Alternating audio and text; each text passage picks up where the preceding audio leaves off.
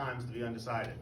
I grew up, like I said, on military bases overseas in Germany. I was actually at the Berlin Wall when it came down. That's my little moment in history. And really interesting, that event in the next year, watching the aftermath as a country had to come together and reunify after some pretty bad, I don't know if y'all are history buffs or not, but like, yeah, Germany was involved in some pretty bad stuff back in the day. So watching that happen and watching those people try to like build together is something I want to avoid for this country, and it seems like that's a path we're on.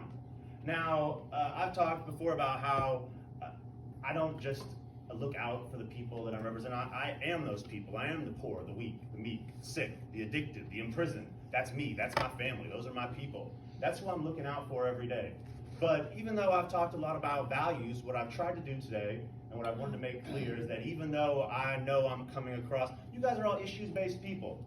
You guys all read the newspaper every day. You guys come to these types of meetings. But this election is not going to be decided by the people that come to these meetings. It's not going to be decided by party people. And frankly, I don't know a lot of party people. I just know people.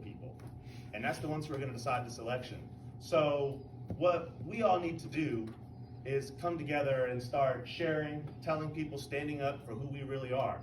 And I think that's the message that's going to resonate with people, not as a moderate, not as someone who says, hey, I'm going to meet you halfway, but someone who's going to stick up for their side and say, look, this is that side. And I think maybe even if Republicans don't like that, they can respect that. And the 40 to 41,000 people that voted Republican last time, I think those are the same types of people who might be willing to take a chance on somebody else this next election.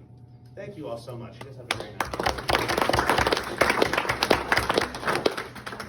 Yes, my name is Kevin Gaither, and I'm running to be your next representative. I'm looking for your vote, your support, and your help. The citizens of the 15th District need your help too.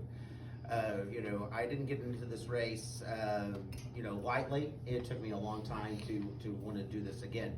And I'm so happy that for the second election in a row, there's going to be somebody on the ballot in November, and that you have choices in the primary. That is a testament to Democratic, need for us to be heard in this district, regardless if the state party and the national party does not want to get involved, and that's and I'm so happy that we have so many good people. Whoever the candidate is going to be, there's going to be somebody to fight that battle. I think the voters are going to make the best choice, and I think they're going to do it in the presidential race as well. I have been fighting the system for a long time, my whole life. And I've also been invested in the system. When I was a little kid, I was at Booth Library at EIU reading congressional documents, reading committee hearings, because I was just interested in how NASA was getting funded and how it was getting screwed. I have been somebody who wants to understand exactly how government works and how it could work better for people.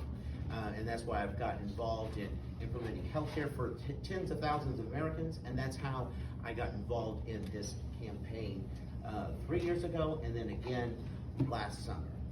I am invested in making sure that every single person in the 15th District has an opportunity, and that we make sure that we fund that opportunity, and that they want to live here and they want to remain living here with their family.